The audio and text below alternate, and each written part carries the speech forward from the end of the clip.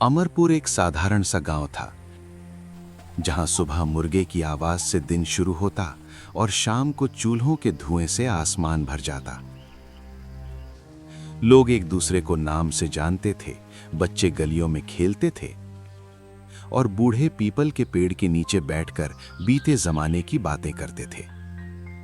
लेकिन पिछले कुछ दिनों से गांव की हवा में कुछ बदल गया था। रातें अजीब तरह से खामोश हो गई थीं।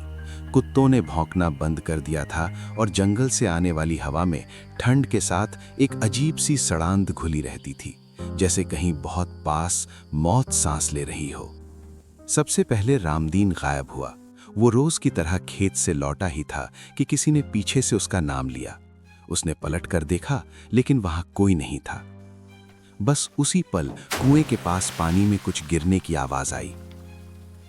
अगले दिन रामदीन नहीं मिला। 3 दिन बाद उसकी लाश गांव के बाहर पीपल के पेड़ के नीचे मिली।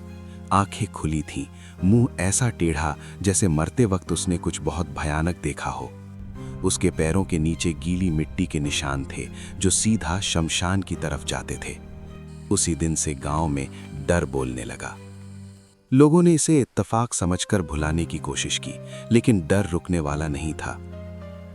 एक के बाद एक लोग गायब होने लगे। फिर एक औरत अपने ही घर में मरी मिली, उल्टी लटकी हुई, और दीवार पर खून से लिखा था, मुझे याद करो। उस रात किसी के घर में चूल्हा नहीं जला। बच्चे रोते रहे और औरतें दरवाजों पर नींबू मिर्च टांगती रहीं। पंचायत बैठी, लेकिन सरपंच के चेहरे का रंग उड़ चुका था। उसने बस इतना कहा कि ये किसी इंसान का काम नहीं है, ये उस आत्मा का गुस्सा है जिसे कभी इंसाफ नहीं मिला। धीरे धीरे डर दिखाई देने लगा।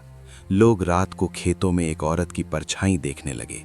कुएं से रोने की आवाज आती और कई बार हंसी सुनाई देती, ऐसी हंसी जैसे कांच टूट रहा हो। एक बच्चे ने बताया कि रात को एक दीदी उनके घर आई थी, जिसकी गर्दन पीछे की तरफ मुड़ी हुई थी और कलाई में लाल चूड़ियां टूटी हुई थीं। अमावस की रात गांव में कोई सो नहीं पाया। तेज हवा के साथ सारे दरवाजे अपने आप खुलने बंद होने लगे और शमशान से आवाज आई, अब याद आया तुम्हें? अब सबको जाना होगा। सुबह जब सूरज निकला, गांव के बीच 3 लाशें पड़ी थीं और उनके पास लाल चूड़ियों के टुकड़े बिखरे थे। उस दिन अमरपुर के लोगों को समझ आ गया कि ये सिर्फ शुरुआत है। अगर वे रुके तो मौत रुकने वाली नहीं है। डर अब उनके साथ चलने लगा था, सांसों में बस गया था और गांव के ऊपर किसी पुराने गुनाह की परछाई फैल चुकी थी। अमरपुर में आखिरी सुबह बहुत खामोश थी। जिन गलियों में कभी बच्चों की हंसी गूंजती थी, वहां अब बस रोने की दबाई हुई आवाजें थीं। लोग अपने अपने घरों के सामने खड़े थे, आंखों में डर और दिल में बोझ लिए। कोई पीछे मुड़कर अपने घर को देख रहा था, कोई तुलसी के पौधे को छूकर माफी मांग रहा था, जैसे सबको एहसास हो कि ये छोड़ना हमेशा के लिए हो सकता है। किसी ने खुलकर कहा नहीं, लेकिन सब जानते थे कि अगर आज नहीं गए तो कल जिंदा नहीं बचेंगे। उसी दिन पूरा अमरपुर खाली हो गया और पीछे रह गया सिर्फ सन्नाटा, टूटी छतें और वो आत्मा जिसका गुस्सा अभी शांत नहीं हुआ था। शहर की जिंदगी शुरू में लोगों को राहत जैसी लगी। ऊंची इमारतें, भीड़, रोशनी और शोर, सब कुछ अमरपुर से बिल्कुल अलग। लेकिन ये राहत ज्यादा देर टिकी नहीं। रात होते ही वही डर वापस आने लगा। छोटे छोटे कमरों में लोग नींद से चौंक कर उठ जाते, पसीने से भीगे हुए। किसी को सपने में वही औरत दिखती, किसी को कुएं से आती आवाज सुनाई देती। कई लोगों ने कहा कि उन्होंने शहर की सड़क पर चलते हुए लाल चूड़ियों की खनक सुनी, लेकिन पीछे मुड़ने पर वहां कोई नहीं था। दिन में लोग काम ढूंढने निकलते, लेकिन गांव के सीधे साधे लोग शहर की चालाक दुनिया में टिक नहीं पाए। कोई ठगा गया, कोई नौकरी से निकाल दिया गया, कोई भीख मांगने की हालत में पहुंच गया। जो खेतों के मालिक थे, वे अब मजदूरी के लिए लाइन में खड़े रहते थे। औरतें दिन भर उदास रहती, बच्चों को चुप देखकर और ज्यादा टूट जाती। शाम होते ही सब अपने अपने कोनों में बैठकर अमरपुर को याद करते। वो खुली हवा, वो अपने लोग, वो मिट्टी की खुशबू जो अब सिर्फ याद बन चुकी थी। सबसे बुरा हाल बच्चों का था। वे बिना वजह डरने लगे थे। कई बच्चे रात को नींद में चीखते हुए उठते और कहते कि एक दीदी उन्हें वापस गांव बुला रही है। कुछ बच्चे तो बोलना ही बंद कर चुके थे। डॉक्टरों ने इसे सदमा कहा, लेकिन माँ बाप जानते थे कि बात इससे कहीं ज्यादा गहरी है। डर ने उनका पीछा नहीं छोड़ा था। अमरपुर से भागकर आए लोग अब समझ चुके थे कि आत्मा से भागा नहीं जा सकता। इन्हीं लोगों के बीच एक लड़का था, मोहन, करीब 12 साल का। वो रोज अपने माता पिता को चुपचाप बैठा देखता, उनकी आंखों में वो चमक ढूंढता जो अमरपुर में हुआ करती थी। उसकी माँ अक्सर रोते हुए कहती, काश हम गांव में ही मर जाते। और उसके पिता हर रात खुद को शराब में डुबो लेते थे। मोहन समझ नहीं पाता था कि गलती किसकी थी, लेकिन उसे इतना जरूर पता था कि यह जिंदगी सही नहीं है। जिस रात उसने सपने में वही औरत देखी जिसने मुस्कुराकर बस इतना कहा कि सच जानने वाला आएगा, उसी रात मोहन ने फैसला कर लिया। मोहन ने किसी को बताए बिना शहर छोड़ दिया। सुबह की पहली ट्रेन में बैठते वक्त उसके हाथ कांप रहे थे, लेकिन दिल में डर से ज्यादा एक अजीब सी मजबूती थी, जैसे कोई अदृश्य शक्ति उसे गांव की तरफ खींच रही हो। रास्ते भर उसे नींद नहीं आई। खिड़की के बाहर बदलते खेतों और जंगलों को देखते हुए उसे बार बार वही सपना याद आता रहा, जिसमें वो औरत बिना गुस्से के बस उदास आंखों से उसे देख रही थी।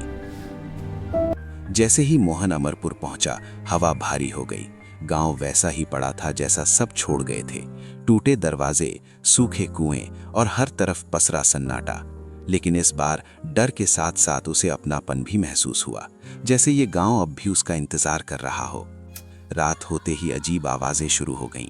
किसी घर के अंदर से रोने की आवाज आती तो कहीं चूड़ियों की खनक सुनाई देती। मोहन सीधे पुराने कुएं के पास पहुंचा, वही कुआं जहां से सब कुछ शुरू हुआ था। जैसे ही उसने वहां दिया जलाया, ठंडी हवा के बीच एक साया उभरा। वही औरत, चेहरा जला हुआ, गर्दन टेढ़ी, कलाई में टूटी लाल चूड़ियां। मोहन डर से कांप रहा था, लेकिन भागा नहीं। उसने कांपती आवाज में बस इतना कहा कि वो सच जानना चाहता है। उस आत्मा की आंखों से खून जैसे आंसू बहने लगे और पूरे गांव में उसकी दर्द भरी चीख गूंज उठी। आत्मा ने उसे वो रात दिखाई जिसे गांव ने सालों तक दबा कर रखा था। उसने बताया कि उसका नाम चंद्रा था और उसने गांव के सरपंच के गलत कामों के खिलाफ आवाज उठाई थी। बदले में गांव वालों ने डर के मारे उसका साथ नहीं दिया। एक रात उसे चुड़ैल कहकर घसीटा गया, पीटा गया और जिंदा कुएं में फेंक दिया गया। मरते वक्त उसने बदला नहीं मांगा था, उसने सिर्फ इंसाफ मांगा था। लेकिन गांव ने सच को दफना दिया और वही दबी हुई चीख आत्मा बनकर लौट आई। चंद्रा ने कहा कि जब तक सच सबके सामने नहीं आएगा और उसका नाम साफ नहीं होगा, तब तक न वो मुक्त होगी और न ही गांव। मोहन ने अगले ही दिन शहर जाकर गांव वालों को इकट्ठा किया। डर के बावजूद उसकी आंखों में जो सच्चाई थी, उसने सबको हिला दिया। उसने सबके सामने चंद्रा की कहानी सुनाई और वो सबूत दिखाए जो कुएं के पास से मिले थे। पुरानी चूड़ियां, खून से सने कपड़े और वो कागज जिसमें चंद्रा ने सरपंच की सच्चाई लिखी थी। पहले लोग चुप रहे, फिर धीरे धीरे रोने लगे। सबको एहसास हुआ कि असली गुनहगार वही थे जिन्होंने डर के मारे सच का साथ नहीं दिया। उसी दिन पंचायत बैठी, सरपंच का नाम अपराधी के तौर पर लिया गया और चंद्रा को बेगुनाह साबित किया गया। अमावस की उसी रात पूरा गांव मोहन के साथ अमरपुर लौटा।